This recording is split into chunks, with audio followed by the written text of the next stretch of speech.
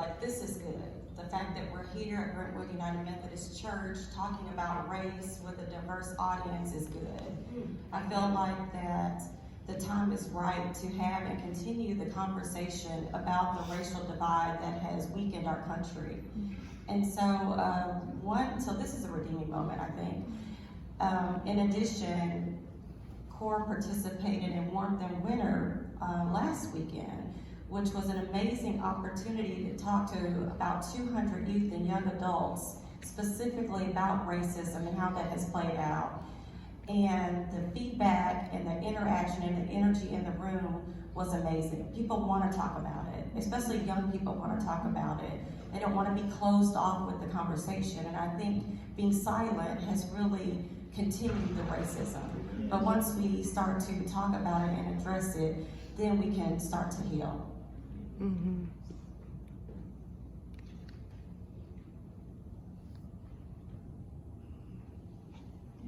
So I have a redeeming moment.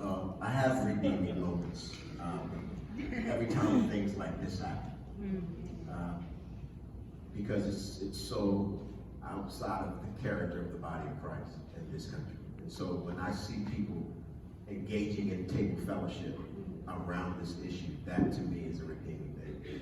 When I have men and women who, hear some discussions that we're conducting down at Marity's in Franklin, and they send me an email saying, man, can we sit down and talk? Can I take you to lunch? That's a redeeming moment for me. And that's important because there are times when I just get tired of talking. I get tired of the same old conversations. I get tired of explaining the same old thing. But God keeps roping me back into this discussion. So whenever I have those discussions, they're redeemed because God continues to show me that I'm still at work. It may be difficult, it may be hard. There are times when you want to leave, but there are people who are still grappling with this, and there are folks who are changing the perspectives by which they come at this issue called race. So you keep moving. So that's redeeming to me.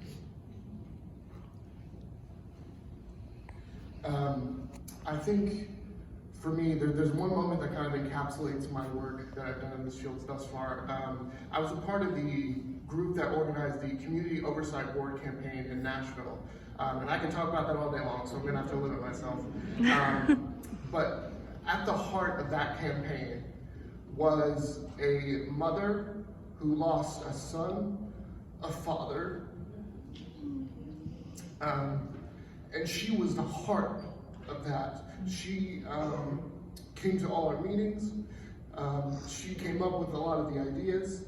And so at the end of the campaign, near the end of our campaign, another young black man was shot in the back in Nashville.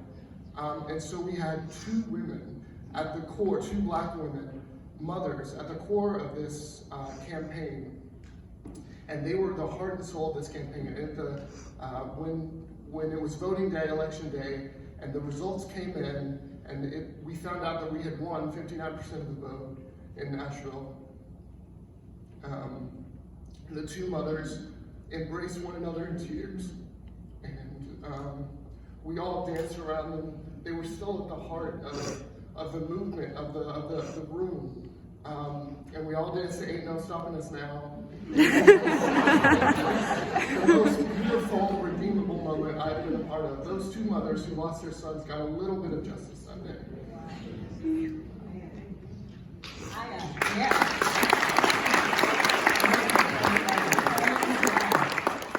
I want to answer the why too, so I may take a little bit more time. Why am I here? I think about Dr. King's speech where he says the fierce urgency of now. My son just turned 16 a short while ago, and we were driving, teaching him how to drive. And I remember a moment of panic, not because he was learning how to drive. I think you know where I'm headed. That moment of panic was, oh my goodness. This child that I gave birth to can be stopped by the police and shot and killed without question. The fierce urgency of now is that so many people of color, not just African Americans, but people of color are not invited to the table. If they're invited to the table, they are shut down. They are not acknowledged. The fierce urgency of now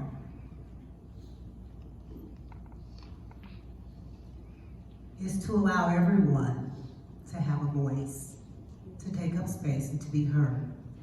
And so a redeeming moment was almost 10 years ago. Myself and 2 other women started in Nashville, continues the conversation on race. And this was after the Trayvon Martin incident. We all, either by adoption or by birth, have African American sons. And we were having conversations. One, obviously I'm Black, one is multiracial, and one is Caucasian. And it was very redeeming and very soothing and special. A time that honored God. We said, you know what? Let's invite other women to the table. And then we had 100 women at our first conference when the 9 people, parishioners in South Carolina passed. Reverend Dr. Stephen Handy, who you all are going to hear from. Here we had over 1,000 people. Sandra McCracken sang.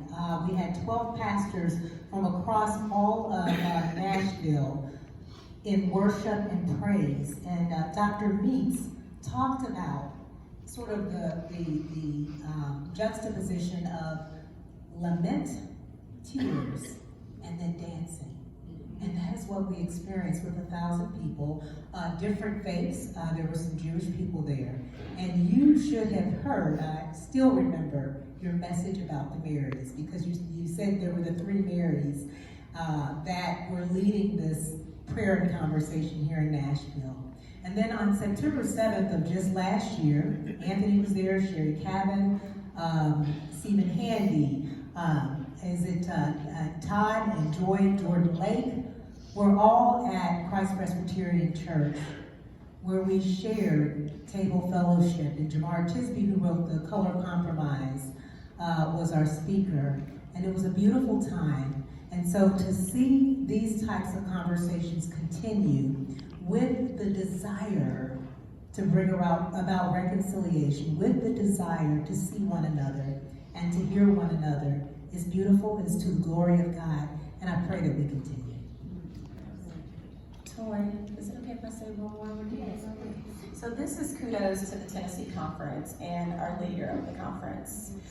In November of 2019, the bishop agreed to have conversation on race and have it specifically with Black Methodists in our congregation. So I think that is a redeeming moment and a conversation that we need to applaud him for. In addition, we will, with the Tennessee Conference combined with the Memphis Conference on February 19th, have a conversation on race with the 2 conferences.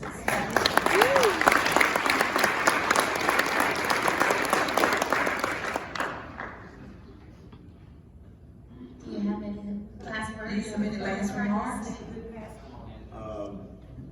Okay, so, all right, Dr. Meeks was talking earlier, and I was thinking to myself, he's talking about lamenting and dancing. And, the crazy thing that came to mind was Thriller.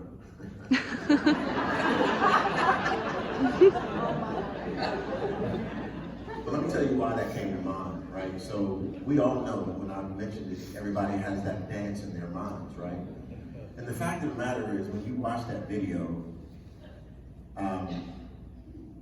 the choreographer obviously was Michael Jackson, right? And we all know how wonderful he is.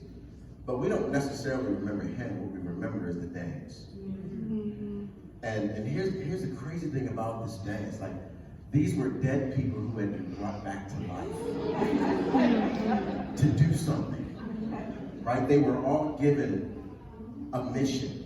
But that mission was an individual mission. It was not an individual mission. It was a mission that had to be done as a group. And when they were brought back to life, and when they got to the place where the choreographer wanted them to be, they all got together and did the dance together. So there's a difference. There's a difference between the Thriller type of believer and the Night of the Living Dead kind of believer.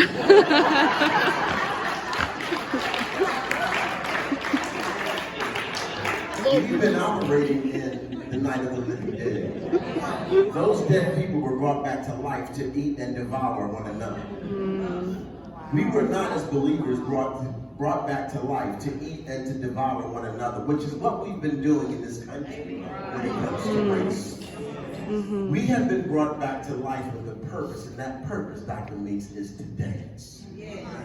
And that dance is to be done together so that when the world sees, they're going to remember, just like you all remember when I said Thriller, what it's all about. They're going to remember not actually the individuals in the dance, but when we think of Thriller, who do you think about? You think of the choreographer, and that's Michael Jackson.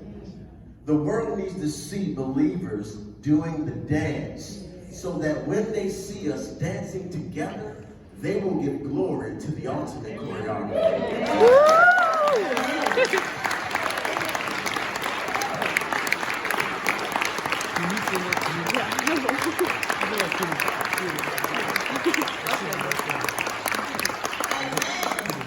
I told you we was gonna have church this morning. Thank you so much. Any other last remarks before we transition? I just want to thank you, Toy and Allison, for what you all are doing. Thank you for walking together and really giving us a vision, a visual of what this should look like. So thank you.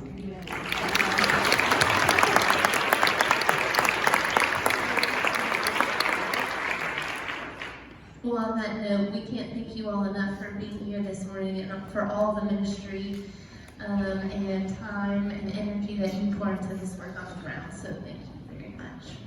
Round of applause one more time for our speaker.